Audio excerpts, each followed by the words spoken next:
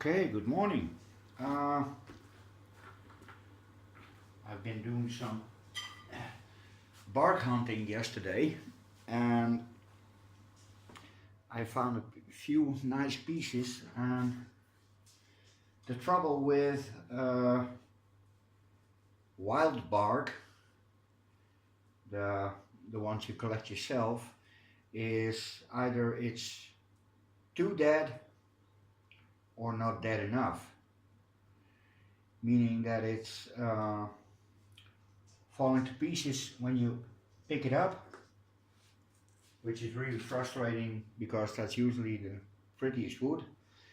Or you find incredibly pretty wood and it's still attached to the trunk and it's really hard to get it off. This here is a piece of birch bark, and this is the black birch, and that's because after a few years the trunk starts to turn black. And we have also a white birch, and this is also black birch, but white birch stays this way. And then we have a paper birch, which is incredibly white and loses its bark like rolls of parchment.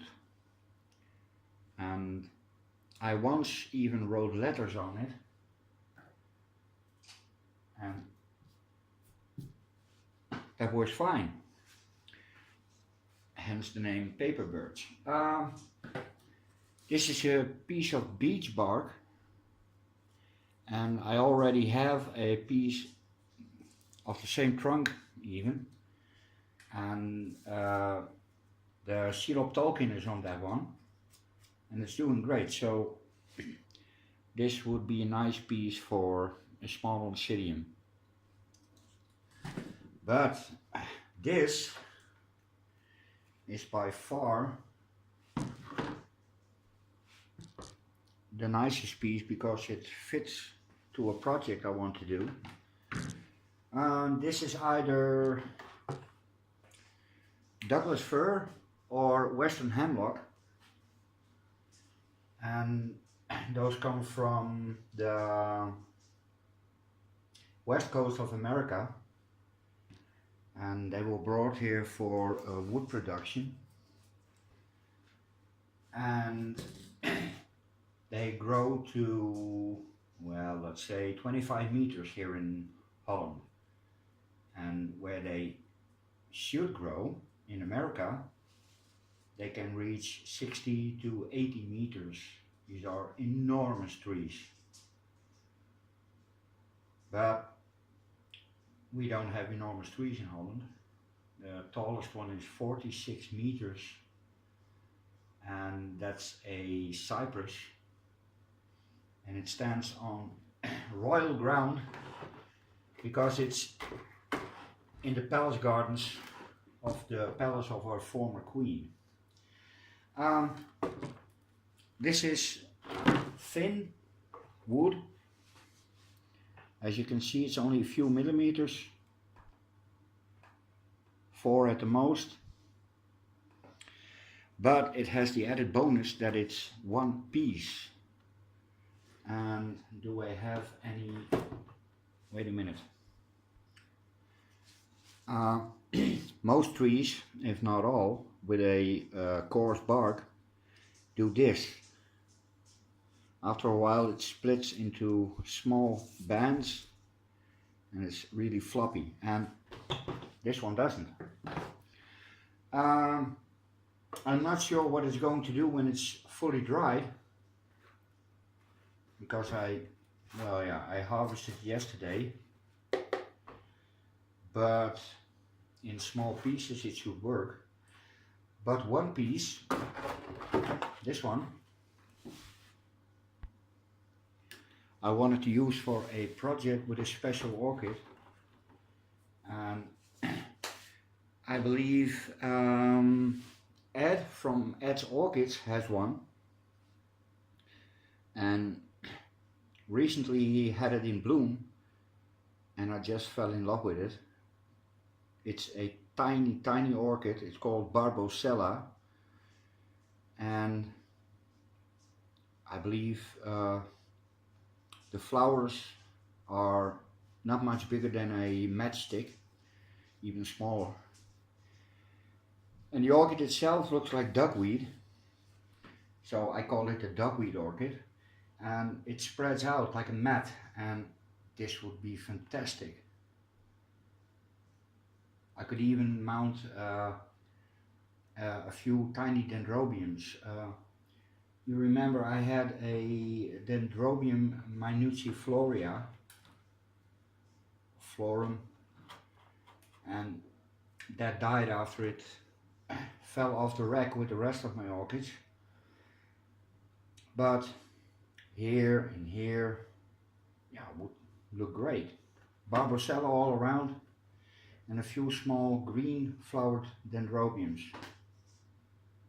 Yes.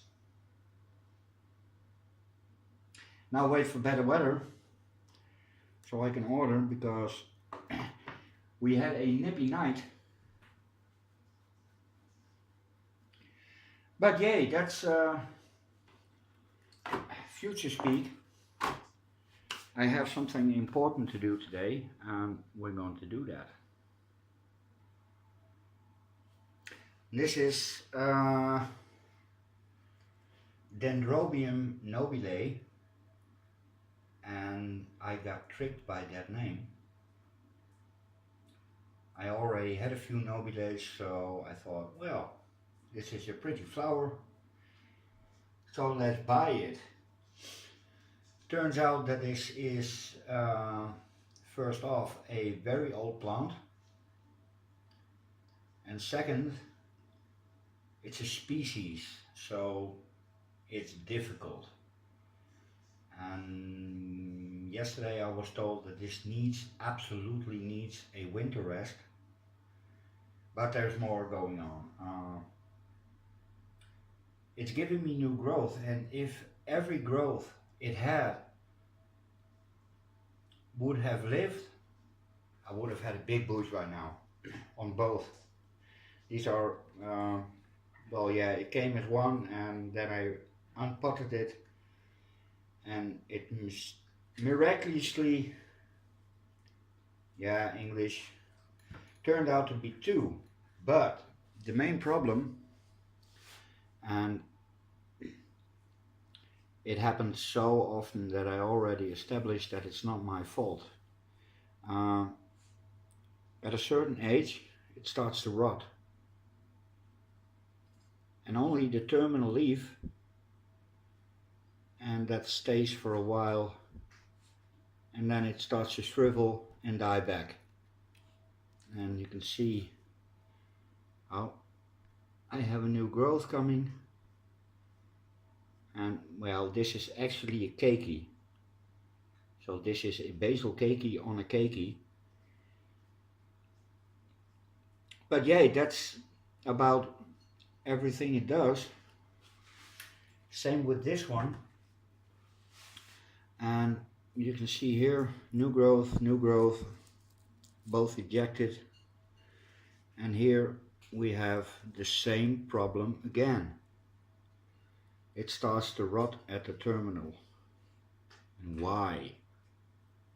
Or apex leaf. This cane, as you can see, I can twist it and turn it, so that's already a goner. It has a small keiki, and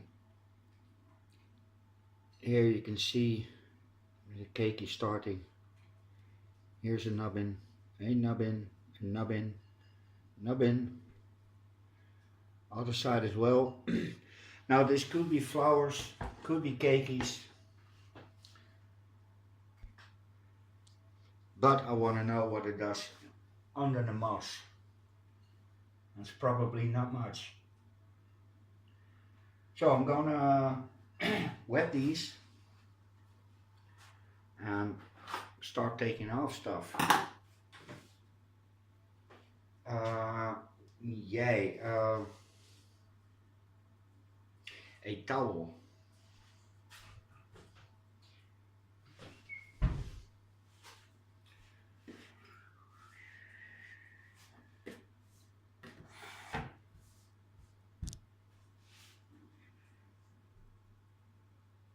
Just soak it a little so the moss is soft.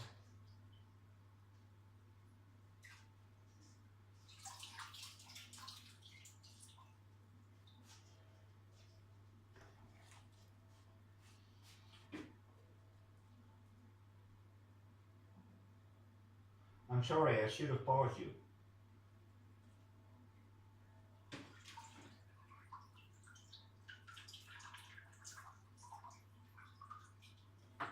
Oh.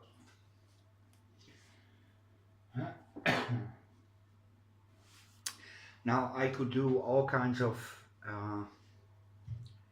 very interesting cakey experiments, but I don't know.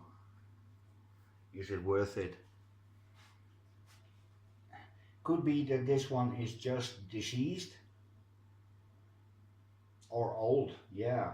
And the problem is a keiki is basically a clone, and a clone is the same age as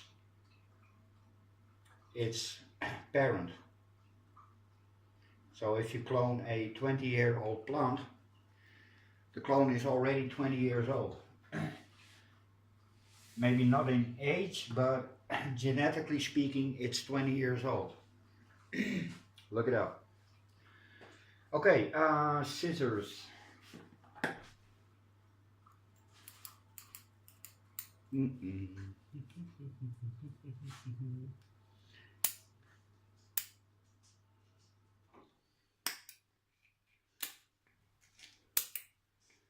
I need new scissors.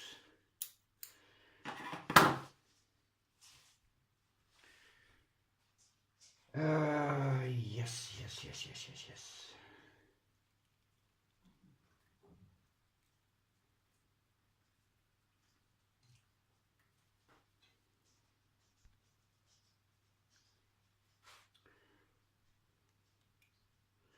Oh yeah. No.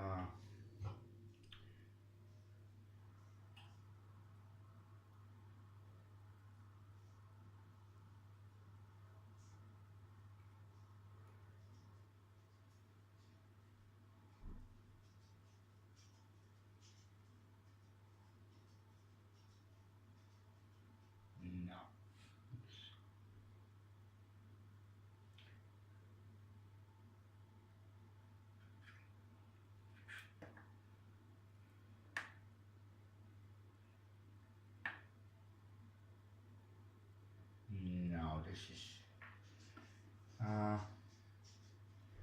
okay, this needs to come off.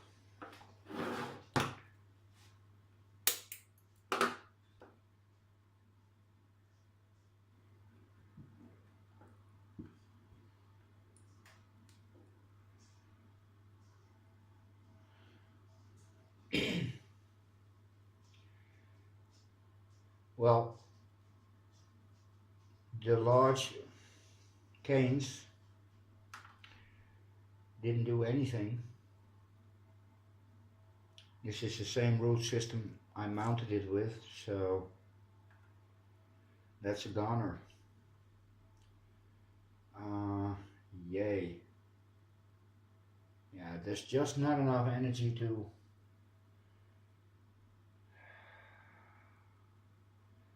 Does this have nubbins?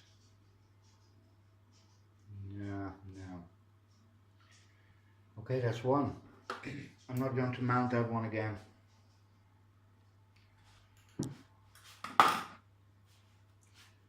Another one bites the dust. Oh,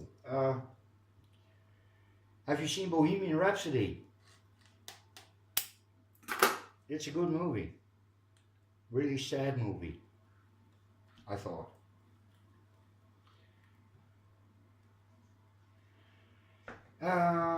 Yay, Bohemian Rhapsody.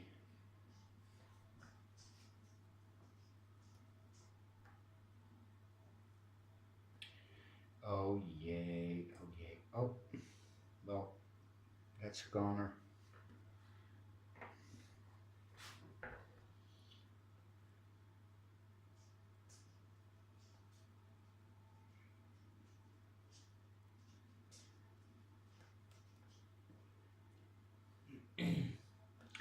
And again, there are some new roots, but it's only on the keikis. If you see here, oh, this jumbo is old growth, and here are two new roots. And that's everything. Okay, bad kitty wants in just a moment. Okay, let me clarify one thing. I said that a clone is genetically as old as the donor plant, and what that means is that chromosomes, and plants have those too, have a little cap on them. It's called a telomere, and every time it splits, that telomere gets a little smaller until the moment comes it is completely gone and it can't divide anymore. So all old clones are basically born with less telomere than when they were, if they were conceived. I'm not sure how it's called in English, but telomerase. In Dutch it's called telomerase. Okay, yes. Get it off the board. There it is.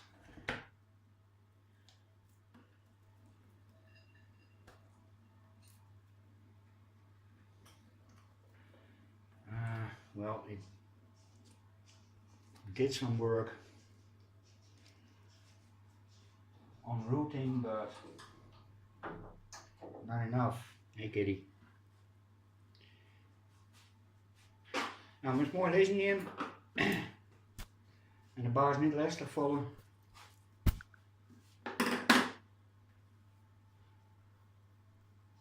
Kussen. Hey. Okay, we're going to have to snip. Snip, snip.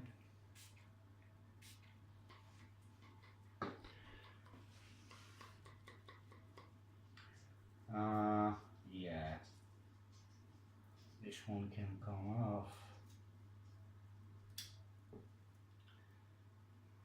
And that is one with a keiki. And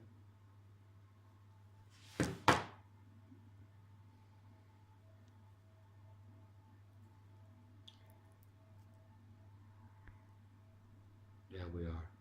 You see that little brown spot? It's already in trouble, so. Oh my god. Yeah, this is a bunch of keikis. And now the cat wants in on it. Hey, hey, hey, hey, hey! Goody. Push. Up. Hop, hop, hop, hop, hop. So. Okay. Without a scratch.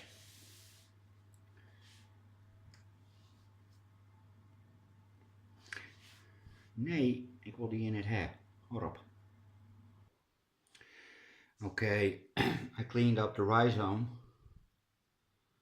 and this will never ever produce a new root, ever. So, pet project. Yay. Not gonna use this cane or either of these. No. These are for the bin. I'm sorry. It's a hard decision, but it has to be made.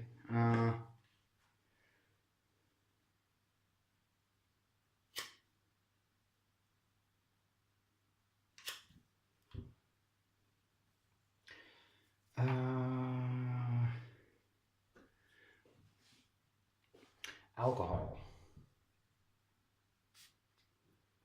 Burn it so it closes.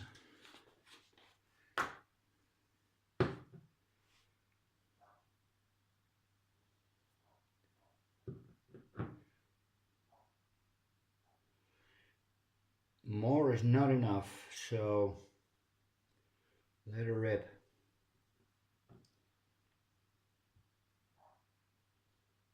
Yep. Oh. That's closed off. Now let it dry for a moment.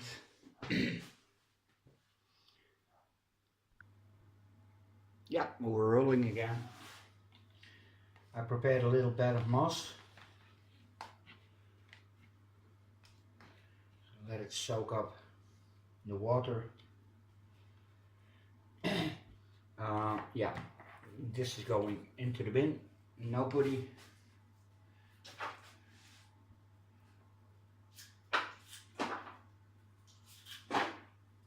I'm really sorry, species nobile.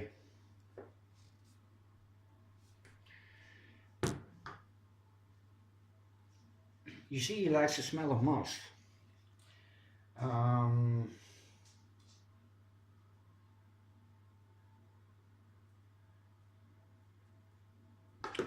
Again, snip and snip, and burn it.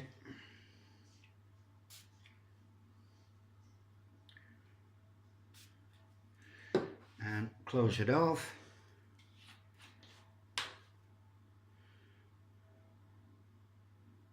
Like so. And as I said, more is not enough. Yep. It's alright, it's alright.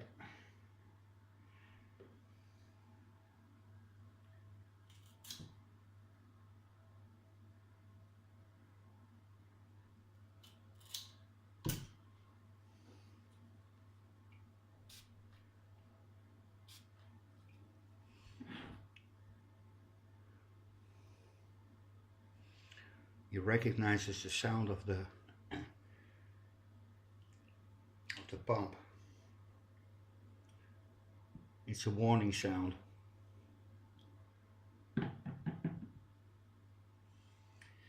I use plant sprayer to make him do what I want. And basically not climb between my orchids. Okay, let me squeeze the water out of this one.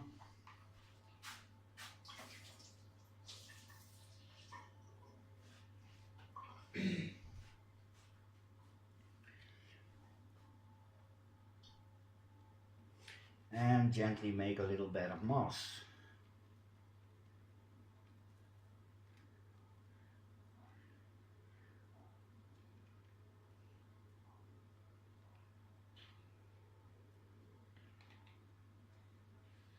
Ooh, it smells like pie. Apple pie. And it smells great, but I don't like apple pie. In fact, I hate it. Okay, now I'm gonna place these. That's a little bit too big. Well, not to worry. Snip. Oh, wait a minute. Oh, yeah, like this. You see that little white spot? That's the beginning of a keiki or a flower. And I believe that's called a meristem. Meristem. That's where they clone plants from. Okay. Again. Hopla. Well, yeah, this could lose a bit.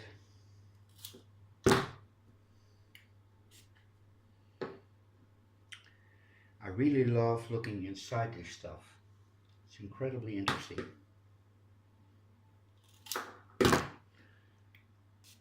Up.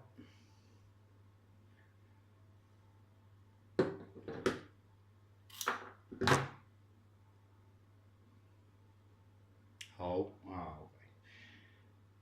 okay. Place them on the side so that when a keiki comes from here or here, well, I think not, but okay, on the side. This one as well.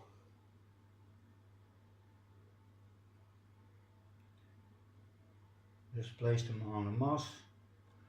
Don't have to bury them. And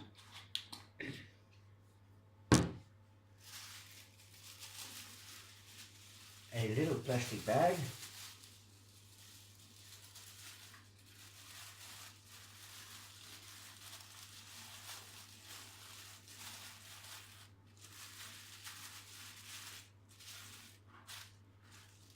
Let me get a little piece of tape, just a moment.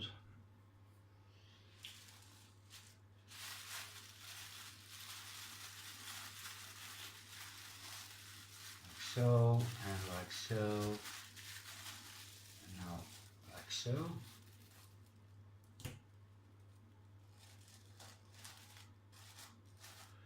That should do it. Do we need to punch a few holes? No, let it heat up a little. So this is basically a incubator. The heat from the kitchen and the moist from the moss will hopefully trigger a reaction, which means that in a week or two we can see progression, or a massive rot, of course, and I think it's the latter, but we'll see. Okay, that was my Saturday video. Later.